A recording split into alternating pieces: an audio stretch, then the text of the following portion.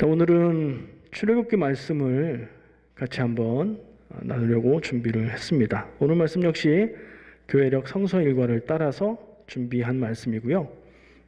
말씀드렸죠. 4가지 말씀이 있는데 그 중에서 다 한 번씩 보고 제가 전할 수 있는 말씀들을 찾아보고 그렇게 선택한 말씀입니다. 오늘 말씀의 제목을 저는 본문 말씀 중에 나와 있는 계신가 안 계신가 라고 정해봤어요. 누가 계신가 안 계신가 했대요? 금방 까먹으셨나 봐요.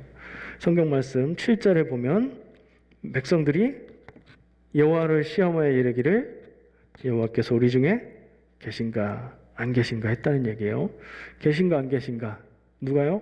하나님이 계신가 안 계신가 하는 생각을 했다는 거죠. 저는 이 본문 말씀을 쭉 읽으면서 그 부분이 눈에 띄었고 그 부분에 대해서 집중을 했습니다.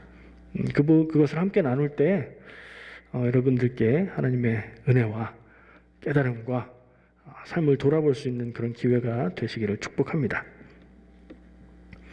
오늘 말씀은 출애굽기 중에 17장 말씀의 장면입니다. 그리고 우리가 읽어서 알듯이 무리바 물이라고 하는, 물은 마시는 물이고 무리바는 그 지역을 얘기하는 거죠. 어떤 사건이 있고 난 후에 모세가 이 땅을 마사 아니면 무리바라고 이제부터 부르겠다라고 얘기했다는 거예요. 그래서 이 사건을 얘기할 때 무리바 물이라고 이야기를 많이 합니다. 그 장면을 같이 나눠 보려고 해요. 자, 출애굽기는 무슨 얘기죠? 이스라엘 백성이 이집트에서 살다가 숫자가 많아지게 되고 이제 하나님이 모세를 부르셔서 그 땅을 떠나서 어디로 가라고요? 가나안 땅. 그 가나안 땅은 뭐예요? 하나님의 약속의 땅이죠. 하나님의 약속의 땅으로 인도하시는 그 이야기가 나오는 거죠. 그래서 출애굽기 생각하면 우리 마음속에 떠오르는 장면이 있어요. 출애굽기는 출애굽 하는 얘기고 이집트를 나오는 얘기고, 그게 되려면 무슨 일이 있어야 되죠? 10가지 재앙이 있어야죠. 마지막에 모든 이집트의 장자가 죽는 그 재앙까지 해서 10가지 재앙을 통해서 파라오가 더 이상 견디지 못하고 이제 떠나가라, 하나님 앞에, 이스라엘 백성 앞에 항복하고 떠나가게 하는 것을 우리가 기억하죠. 그리고요, 또 기억나는 장면이 곧바로 이어지는 얘기인데, 이 백성들이 막 가는데 이집트 군대가 안 되겠다, 다 죽여버리자 쫓아오잖아요. 앞에는 뭐가 있어요? 바다가 있어요. 홍해 바다예요. 하나님이 홍해 바다를 가르시고 땅이 드러나게 하시고 말려서 백성들은 거기로 지나가고 따라오던 이집트 군사들은 그 물이 합해져서 거기에 빠져 죽게 하는 그 내용이 또 기억나죠. 이게 유명하고 신기하고 재밌고 놀랍고 그런 장면이기 때문에 우리의 머릿속에도 남는 얘기고, 영화에서도 그 장면들을 많이 보여줘요.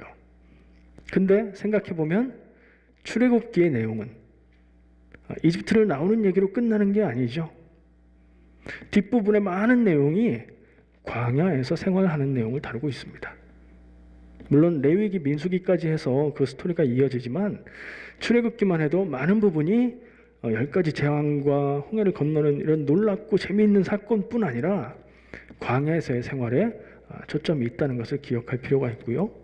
그 광야에서 생활의 내용들은 무엇일까 생각해 보시면, 백성들이 모세를 원망하고, 그죠?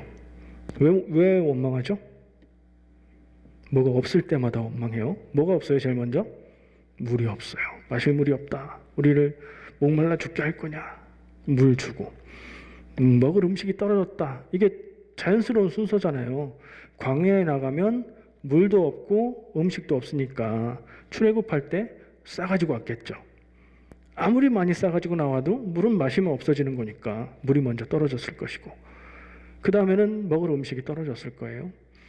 뭐가 없을 때마다 불평하고 원망하고 우리를 이 광야에서 다 죽이려고 데리고 나온 것이냐, 막 그래요.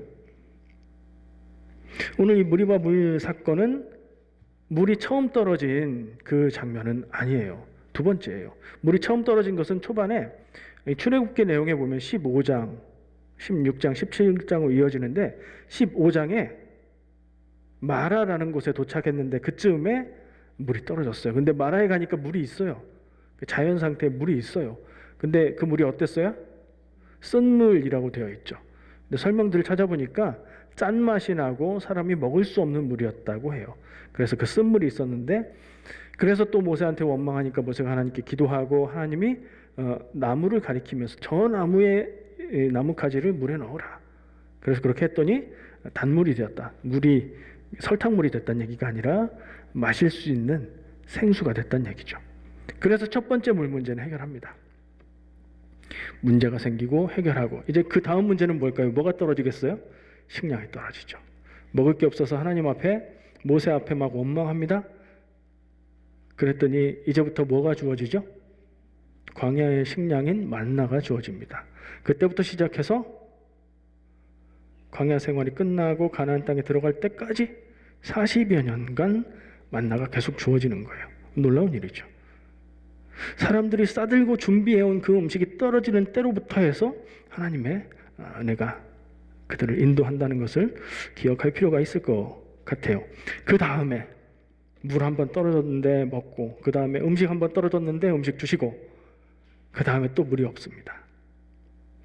근데 그때는 물이 있는 데가 없어요. 사방을 둘러봐도 쓴물이고 짠물이고 아무 물도 없어요. 원망합니다.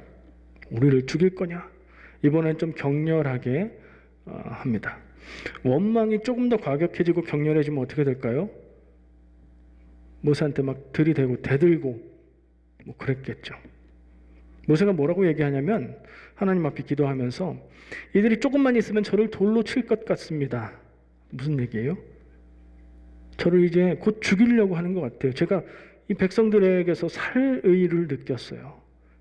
그렇게 느낄 만큼 위협적으로 말하고, 사람들이 와가지고 1대1로 주먹 싸움을 한 건 아닐 거 아니에요. 모세와 다투었다라고 성경이 기록되어 있는데, 다투었다는 말은 싸운다는 말인데 막 싸운 건 아니잖아요. 주먹질하면서. 그러니까 말로 그렇게 과격하게 했다는 거예요. 말뿐만 아니라 분위기와 그들의 모습이 모세가 생명의 위협을 느낄 만큼 그렇게 했다는 거예요. 이전에는 원망을 했지만 이제는 죽일 듯이 달려들었다는 거예요. 이게 무리바의 뜻이에요. 무리바라는 말 뜻이 다툼이라는 뜻이래요. 그래서 모세가 그 얘기를 하는 거죠. 하나님은 그곳에서 반석을 쳐서 물을 내라고 하십니다. 모세에게 주신 하나님의 지팡이, 그것으로 반석을 쳐서 거기에서 물이 나올 거다. 모세가 그것을 그대로 따라 했더니 어떻게 됐어요? 반석에서 물이 나왔어요. 반석은 뭐예요? 큰 바위예요, 바위. 광야 가운데에 물이 하나도 없는데 바위를 치니까 거기서 물이 나왔다는 거예요. 마라에서는 물이 있었죠. 먹을 수 있는 물로 바꾸기만 하면 되는 거였는데, 지금은 물이 전혀 없는 상태인데 돌에서 물이 나왔다는 거예요. 놀라운 일이죠. 그렇게 하고 나니까 백성들이 어떻게 해요? 입이 싹 할 말이 없는 거죠. 모세의 지도력을 인정할 수밖에 없는 것이고, 하나님이 그 모세와 함께 하시고 모세가 하는 얘기가 하나님의 뜻이라는 게 증명되는 거죠. 바위를 모세가 지팡이를 딱 쳤어요? 아무 일도 없어요? 그럼 어떻게 될까요? 모세는 바로 붙들려 가서 돌 맞아 죽었을지도 모를 일이에요. 모세가 하나님의 말씀대로 하나님 말씀을 의지해서 물이 나올 리가 없는 바위를 지팡이로 쳤고 거기에서 물이 나왔고, 그래서 백성들은 살게 됐고 문제는 해결됐어요. 근데 이게 표면적인 문제만 해결된 거지 진짜 근본적인 문제는 여전하다고 생각돼요. 모세가 오늘 본문 말씀을 읽어보면 그 얘기를 간단하게 얘기한 다음에 설명해 준 다음에 7절에 아까도 봤지만 제가 한번 다시 읽을게요. 그가 그곳 이름을 마사 또는 무리바라 불렀으니, 모세가 그 장소를 여기는 마사야 여기는 무리바야 라고 했다는 거예요. 이는 왜 그랬냐면 이스라엘 자손이 다투었으며 자기들끼리 싸웠다는 게 아니라 모세와 다투었다는 거예요.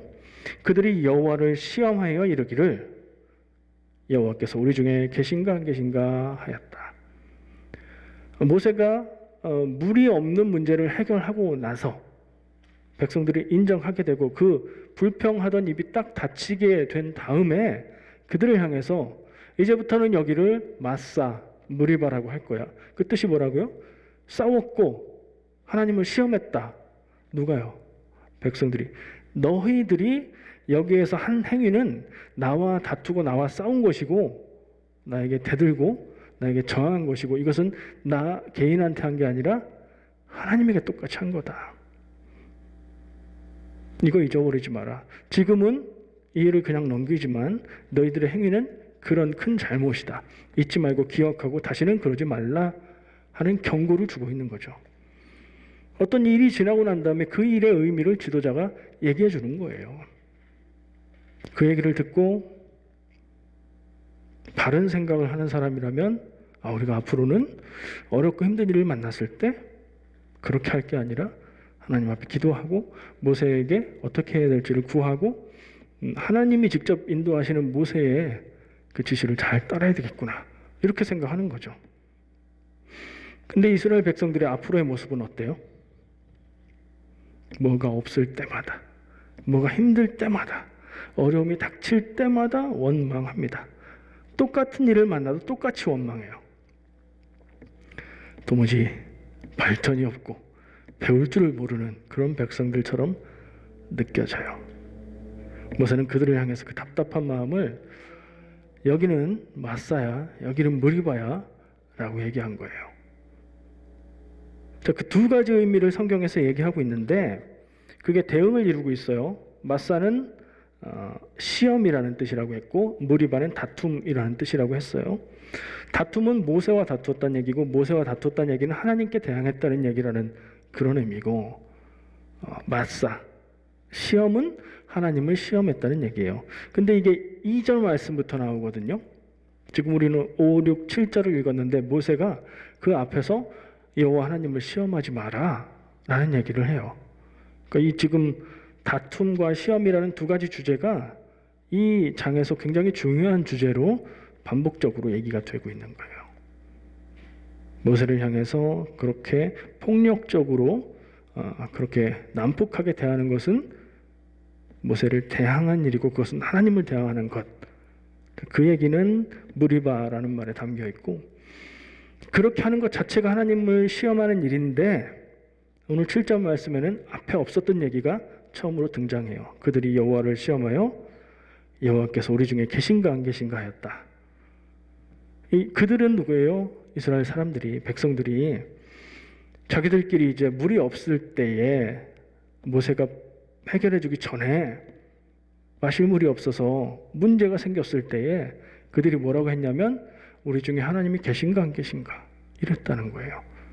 저는 이 말의 뜻을 잘 모르겠어서 눈길이 갔어요. 처음에.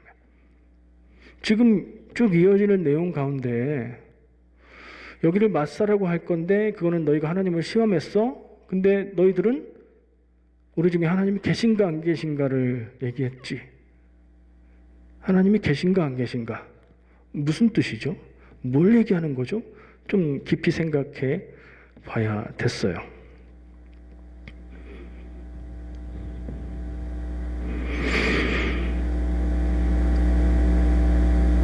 본문 5절, 7절 우리가 읽은 본문에서는 하나님이 모세에게 바위를 쳐서 물을 내라고 하셨고 모세는 그렇게 해서 문제를 해결했어요.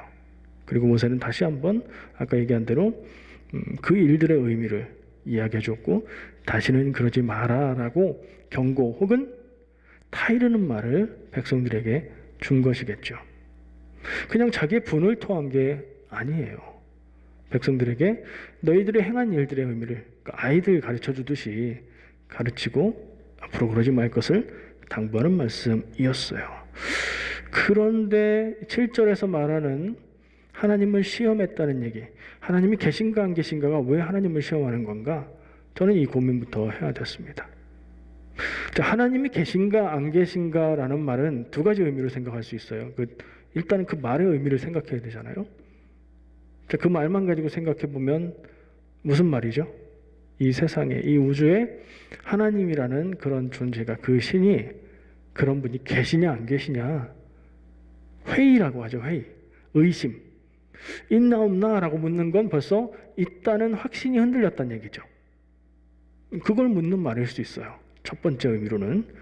두 번째 의미로는 하나님이 계신 거는 알고 맞는데 지금 우리 가운데 계신가 안 계신가를 묻는 것일 수도 있죠. 어떤 의미일까요? 두 번째예요. 다행이에요. 하나님이 선택하시고 인도하신 백성, 아브라함의 자손, 야곱의 자손, 이스라엘 백성들이 하나님의 백성인데, 야, 이 세상에 하나님이 계시냐 안 계시냐를 회의하고 의심했다면, 야, 그건 참 답답한 노릇이죠. 근데 말씀을 다시 보니까 우리 중에 하나님이 계신가 안 계신가라고 했어요. 우리 중에라는 단서가 달려 있어요. 다행이에요. 하나님은 계시고 그건 확실하고 물을 필요도 없는데 지금 이 상황에 하나님이 우리 가운데 우리와 함께하고 계시냐 그렇지 않냐를 의심했다는 거예요. 왜요? 여러분들은 어떤 때 이런 생각이 드세요? 이거 내 인생에 하나님이 함께하고 계신 거야? 하나님이 내 삶을 인도하고 계신 걸까? 하는 질문이 언제 생겨요? 막 잘 되고 행복하고 건강하고 막 이럴 때 하나님이 나와 함께 하고 계실까? 그러세요? 아니에요. 어려운 일이 닥쳤을 때, 힘든 일이 닥쳤을 때, 내가 견디기 너무 힘들 때, 내가 감당하기 어려운 문제를 만났을 때 고민하고 기도를 하는데 그것을 해결해 주시는 답이 나오지 않을 때, 하나님으로부터 응답이 없는 것처럼 느껴질 때, 그때 하나님이 나와 함께 하고 계신 건가? 내가 무슨 죄가 있어서 하나님이 내 기도를 안 들으시나? 뭐 이런 질문들이 생기는 거죠. 이스라엘 백성은 지금 뭘 만났어요? 어려움을 만났죠. 물이 없어요. 마실 물이 없어요. 그것도 한두 명도 아니고 한 가족도 아니고 장정 60만이니까 수백만으로 추정되는 한 민족, 한 나라의 백성들이 물을 구할 수 없는 광야에서 물이 없어요. 그럼 죽은 거죠. 살 수가 없죠. 하나님이 물을 주시지 않으면 죽은 목숨인 거예요. 아직 살아있지만 이미 죽어있다. 뭐 이런 거 같은 거죠. 죽게 될 운명이다. 그런 상황을 만났어요. 그럼 어떨까요? 두렵고 절망이 되고 불안할 거예요. 사람들이 두렵고 절망되고 불안한 상황을 만나면 어떻게 반응하죠? 제각각 다르게 반응하겠죠. 기도하는 사람도 있겠고 답을 찾는 사람도 있겠고 누군가 원망할 대상을 찾아서 해결해 내라고 화를 내는 사람도 있겠죠. 백성들이 과격해지고 백성들이 모세를 향해서 거의 살의를 느낄 만큼 그렇게 행동한 이유가 두려움과 불안함 때문이었던 것 같아요. 충분히 이해되죠? 그냥 몸이 어디가 아픈 문제가 아니고 불편한 정도의 문제가 아니고 살고 죽고의 문제예요. 내가 죽게 생겼고 우리 가족이 죽게 생겼고 우리 민족이 죽게 생겼어요. 그러니까 불안하고 두렵고 과격해진 거죠. 그것을 모세를 향해 내놓은 거예요. 왜 모세를 향했어요? 모세가 데리고 나왔으니까요. 모세는 왜 그렇게 했죠? 하나님이 명령하셨으니까요. 그게 그렇게 연결되는 거예요. 백성들은 눈에 보이는 모세를 향해서 원망했지만 그게 결국엔 하나님을 향한 원망인 이유가 모세는 하나님의 명령을 따랐을 뿐이기 때문인 거죠. 그걸 생각할 틈도 없어요. 그걸 생각할 마음의 여유가 없어요. 당장 해결해라 이거예요. 나는 해결 못하겠고 우리는 다 죽게 생겼으니 모세 당신이 우리를 데리고 나왔으니 해결하라. 그렇게 불안하고 두려웠던 거예요. 앞일도 모른 채 말이죠. 그렇게 했는데 모세가 기도하고 나더니 지팡이로 바위를 딱 쳐요. 거기서 물이 막 나와요. 온 백성들이 다 먹을 만큼이어야 되니까 물이 수돗물처럼 나오는 것도 아니었을 거예요. 콸콸콸콸 나왔어야 됐겠죠? 그렇게 성을 내고 그렇게 화를 냈는데 바로 모세가 바위를 딱 치니까 거기서 물이 나왔으니 그 화내고 폭력적으로 했던 그 사람들의 마음은 어땠을까요? 상당히 난처하지 않았을까요? 굉장히 민망하고 굉장히 뻘쭘했을 것 같아요. 이렇게 될 줄 몰랐거든요. 모세가 이렇게 기도하고 바로 해결할 줄 알았으면 이렇게 안 했죠. 우리도 살아가다가 그런 생각, 그런 경험을 할 때가 있어요. 상황이 지나고 문제가 해결되고 그러고 나서 생각해보면 그때 내가 왜 그랬을까? 이럴 줄 알았으면 내가 안 그랬지. 그럴 때가 있어요. 정말이죠. 몰랐으니까 그랬죠. 몰랐으니까 너무 무섭고 불안하고 그래서 그런 거죠.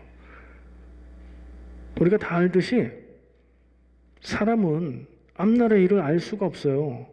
그 누구도 모릅니다. 솔직하게 말해서 당장 1초 앞의 일도 모릅니다. 그냥 예상만 하는 거죠. 근데 안다고 생각해요. 모르기 때문에 어려운 일이 닥치면 이걸 어떻게 해야 될지 몰라서 불안한 거예요. 그건 인간의 한계죠. 누구나 그럴 수밖에 없죠. 근데 알 수 없는 것에도 불안하지 않을 수 있는 방법이 있어요. 그게 뭐예요? 그게 믿음이에요. 뭘 믿어야 될까요? 여기서 말하는 믿음은 예수 그리스도의 복음을 믿고 구원받는다 이 의미하고는 조금 달라요. 어떤 믿음일까요? 하나님이 우리를 인도하셨다는 믿음이에요. 그 하나님이 지금 우리를 인도하고 계시다는 믿음이에요. 지금은 어려운 것 같고 안 되는 것 같고 불안해 보이지만 그 하나님이 이 문제를 해결하실 분이다. 우리는 위태하지 않을 것이다. 그걸 볼 수 있는 믿음이에요. 일어날 일을 알 수는 없고 하나님이 어떻게 일할지 우리는 이해할 수 없지만 믿는 거예요. 하나님이 함께 하시고 인도하고 계시니 우리는 불안할 게 없다. 그게 믿음이에요. 이때 필요한 믿음이죠. 앞날을 알 수 없고 불안한 사람들에게 필요한 믿음, 하나님이 함께 하심으로 우리는 두려워할 것이 없고 하나님이 인도하실 것이다 라는 믿음인 거죠. 그 믿음이 나에게는 있는지 우리에게는 있는지 한번 생각해 봐야 될 것 같아요.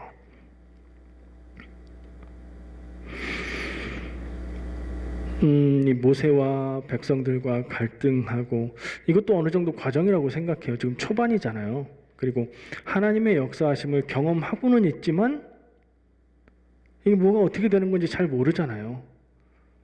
그런 상황이라 아마도 이렇게 적응해가는 과정이지 않을까 그런 생각도 드는데 또 한편으로는 계속해서 원망하거든요. 가나안 땅에 들어가는 그 앞에까지 가서도 계속 크게 달라지지 않는 모습을 보여요. 가나안 땅 앞에 한번 갔는데 앞으로 40년, 38년 이렇게 되는 이유가 뭐예요? 믿음이 없어서 하나님의 말씀을 의지하지 못해서였잖아요. 그래서 보너스로 플러스 40년 광야 생활을 하게 되고 그 광야 생활 중에서도 틈틈이 때때마다 부족하고 없고 불안할 때마다 원망하고 벌받고 혼나고 다시 구원받고 반복되잖아요.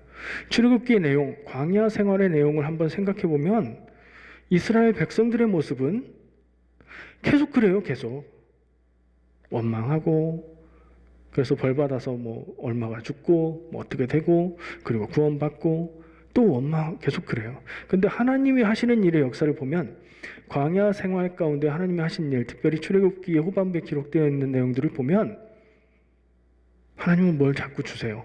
물도 주고 먹을 것도 주지만 그거 말고요. 율법을 주십니다. 율법은 뭐예요? 하나님의 백성이 하나님의 뜻을 따라서 살아가야 되는 법이죠. 십계명도 주시고 율법도 주시고 제사법도 알려주시고 하나님이 굉장히 구체적으로 제사하는 방법들을 다 알려주시죠. 제사법을 통해서 뭐 하라는 거예요? 살면서 우리의 삶에 문제가 되는 죄의 문제를 하나님께 드리고 해결받는 방법을 주시는 거잖아요. 그리고 그것을 할 수 있는 성막을 허락하여 주시고 성막을 짓되 이렇게 지어라. 굉장히 구체적으로 알려주시죠.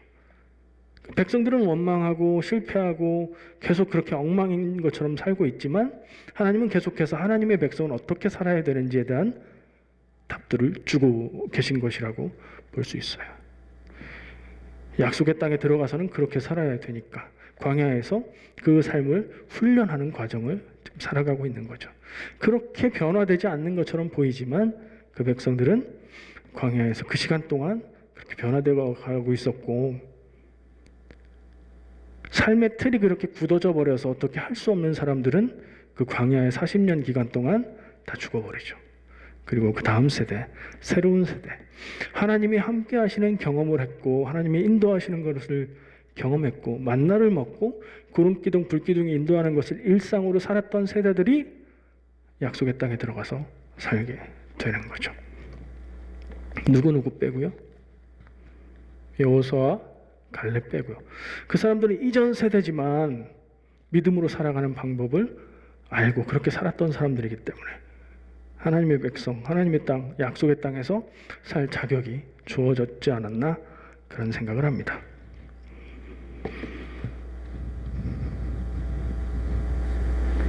우리도 살면서 이런 불안한 일들, 두려운 일들, 어려운 일들 늘 만나죠. 이게 뭐 그런 때가 있지 그런 얘기가 아니에요. 지금은 우리 발등에 떨어진 불이에요. 벌써 수개월째 계속 일이 진행이 되고 있고 언제 끝날지 모르겠고 그래서 어려움 겪고 말하기 어렵고 걱정 때문에 잠 못 이루고 이런 날들이 하루 이틀이 아니실 겁니다. 마치 물이 없고 먹을 것이 없는 백성들처럼 그들은 모세를 원망했고 그들은 하나님을 원망했어요. 하나님이 계신가 안 계신가 이것을 의심하고 회의했어요. 우리와 하나님 함께 하고 계신 건가 도대체? 그렇다면 왜 이렇게 힘들고 어려운 일이 우리에게 오지? 라는 생각을 했던 거죠. 하나님이 함께 하셨어요? 안 하셨어요? 함께 하셨어요. 모세를 통해서 하나님의 뜻대로 인도하고 계시는 중이었어요. 그런 가운데 어려움을 만난 것이고 그들에게 믿음이 없었기 때문에 그렇게 불안하고 두려웠던 거죠. 우리도 같이 똑같지는 않죠. 상황이 조금은 달라요. 대동소이라고 하죠. 큰 거는 같고 조그만 것들은 다른. 이 장면의 이스라엘 백성과 우리의 지금의 삶의 모습이 겹쳐 보여요. 저는. 불안한 마음이 있으신가요? 밤에 잠 못 이루시나요? 혹은 남들은 어떻게 그러냐고 얘기하는데 나는 막 평안하고 하나님이 다 채워주실 것 같고 그러신가요? 이스라엘 백성은 이때 어땠냐면 하나님이 주시는 것을 계속 경험했어요. 이집트에서 나올 때 10가지 재앙, 홍해를 건넌 일, 마라의 쓴물을 바꿔주신 일, 만나를 내려주시는 일, 그 만나를 지금 먹고 있으면서도 물이 또 떨어지니까 또 불안하고 걱정되고 두려웠던 거예요. 우리도 똑같아요. 우리의 삶의 지난 시간들을 돌아보면 어때요? 하나님이 나와 함께 해주셨고 그 불안할 때에 나의 불안함을 들으시고 위로해 주셨고 문제를 피할 길을 내주셨고 견디고 견디면 지나가는 힘을 우리에게 허락해 주셨던 그 은혜를 지금도 함께하고 있지만 그럼에도 불구하고 앞을 알 수 없으니까 불안하고 두려운 거예요. 자연스러운 모습이긴 한데 성도의 모습은 아닌 거라고 할 수 있죠. 성도는 어때야 돼요? 그때 뭐가 있으면 된다고요? 믿음. 하나님이 인도하신다. 하나님이 채우신다. 하나님이 내 필요를 아시고 인도하실 것이라는 그 믿음. 그 자리를 그것으로 채울 때에 그게 불안함이 아닌 평안이 되겠습니다. 전 요즘에 그런 생각을 해요. 직접 피부로 와닿는 일이기도 해요. 환경이 많이 파괴된다고 하죠. 그래서 이상기후가 생긴다고 해요. 올해 팬데믹도 있었지만 그것 외에 자연재해와 이상기후들이 얼마나 많았어요. 정말 무서운 일이에요. 북극의 빙하들이 너무 빠른 속도로 녹아가고 있대요. 과학자들은 지금 어떻게 해결하지 않으면 되돌릴 수 없다고까지 경고합니다. 그런 얘기를 들으면 와, 우리 시대에 이 지구가, 이 인류가 멸망하는 건 아닐까 막 이런 걱정, 이런 불안함이 생겨요. 그러면서 인류가 멸망하기 전에 예수님이 오실까? 아니면 그 멸망의 때가 주님이 오시는 때일까? 막 이런 생각도 하고요. 좀 더 생각해보면, 긍정적으로 보면 우리 인류가 그래도 지혜롭게 행해서 환경을 파괴하고 죽어가는 길을 막고 지연시킬 수 있다면 과학자들은 어떻게 보냐면요. 지구의 자원이 제한이 되어 있기 때문에 인류가 멸망하지 않고 버틴다면 우주로 뻗어나갈 것이다. 이렇게들 예상을 한대요. 우주로 뻗어나간다면 그럼 영원히 살까요? 인류의 역사가 영원할까요? 우주는 끝나게 되어 있어요. 우주의 법칙이 그래요. 에너지와 창조됐을 때 그 에너지가 다 되면 하나님이 끝하고 멈추지 않으셔도 결국엔 끝나게 되어 있어요. 그게 언제일까? 우리하고는 관계없어요. 아주 먼 시간 후지만 우주는 결국에 운동을 멈추고 폭발하고 뭐 어떻게 자세히는 모릅니다만 그렇게 돼 있다고 생각이 들어요. 그러면 그 전에 예수님이 오실까? 아니면 그때가 주님 오실 때일까? 그런 생각도 하다 보면 언젠가 나는 생명이 다하고 끝나게 될 텐데 내 개인적으로는 그때가 종말의 때이겠구나. 나는 그때 예수님 앞에 서게 되겠구나. 뭐 이런 생각도 들죠. 여러분도 그런 생각 하십니까?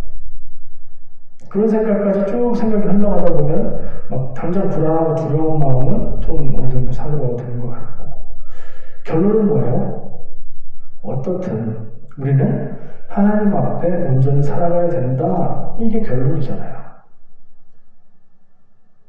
여러분들 마음에 그 생각이 단단하게 서시기를 축복합니다. 어떤 상황이든 어떤 일을 만나든 겪어야 되는 건 겪어야 되는 것이고 닥치면 닥치는 건데 언제 어디서라도 우리는 하나님 앞에 온전히 제대로 된 믿음과 모습으로 살아가야 되겠다. 그게 우리의 마음속에 믿음의 기둥으로 딱 단단히 있으면 불안함도 두려움도 없을 것이고 믿음으로 승리하는 그런 삶이 될 겁니다. 그러다가도 어때요? 믿음이 차오르는 것 같고 성령이 충만한 것 같고 그런 느낌이 있을 때는 두려움도 없고 하나님이 함께 하셔 하다가도 어때요? 몸이 아파봐요.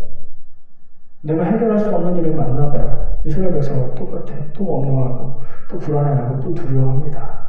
그게 우리 모습이죠. 어떻게 해야 될까요? 도대체 변하지 않는 내 마음을 어떻게 해야 될까요? 그런데 하나님이 나와 함께 하시는 건가? 이 질문이 드는 것 같아요. 이거 좀 길게 얘기를 했네요. 이스라엘 백성들이 우리 중에 하나님이 계신가 안 계신가 그것이 하나님을 시험하는 일이다? 무슨 뜻일까? 어렵고 불안하고 두려운 일을 만났을 때에 하나님이 나와 함께 하고 계시는 거야? 라고 의심이 들고 회의하고 있다면 믿음이 없는 것이죠. 하나님은 함께 하셨잖아요. 근데 그걸 믿지 못하는 거죠. 그런 생각을 하면서 결론을 내봅니다. 우리의 마음에 이런 불안함이 들 때 하나님이 함께 하시는 건가? 그럼 자연스럽게 어떻게 생각이 들어요? 하나님 저와 함께 해주세요. 하나님 나를 인도해 주세요. 이게 자연스러운 마음인데 한 번 또 생각해보면 하나님이 내 편이 돼서 나와 함께하고 계시고 나를 인도하시나를 묻기 전에 내가 하나님의 뜻을 구하고 하나님의 인도하심 안에서 믿음으로 살고 있는가로 질문이 바뀌어야 된다는 생각을 합니다. 이스라엘 백성은 광야에서 물이 또 흘렀습니다. 그 걱정에 그런 생각에 불안해했고 폭력적으로 변했습니다. 오래지 않아서 필요를 아시는 하나님이 그들에게 물을 공급해 주십니다. 그 불안한 모습이 사실 부끄러운 모습인데 그 모습이 우리의 모습과 다르지 않다는 생각을 합니다.